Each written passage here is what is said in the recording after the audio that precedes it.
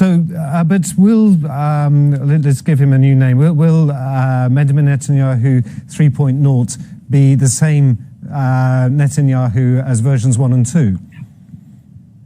Well, yeah, good question. So, first of all, the fact that Netanyahu is likely to be prime minister doesn't mean we know what kind of government it will be. Most people are expecting that he will form a right-wing government with religious parties and a more right-wing party, which did surprisingly and disappointingly well yesterday, and he could form a right-wing coalition. But there's always the possibility that he will instead turn to the centre, invite some of his political opponents from the centre, notably the current Prime Minister Yair Lapid, who's a centrist, and form a much more centrist, less religious, more secular government.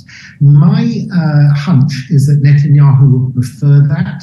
He talks the talk, but he doesn't walk the walk, in the sense that if you look at his actual policies, he's not nearly as right-wing as his reputation and not nearly as right-wing as some of his rhetoric.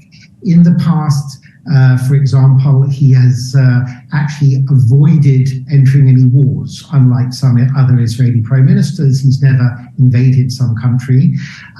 He's not so conservative. For example, he appointed Israel's first openly gay cabinet minister, who was the justice minister, a member of Likud.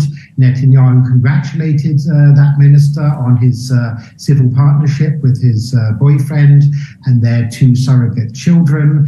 And Netanyahu, so I can't imagine, for example, in the American Republican Party, a Republican Party leader, being so gay friendly, let's say. So it's true that there are people on the right of Netanyahu and his potential coalition partners who are much less open-minded, let's say.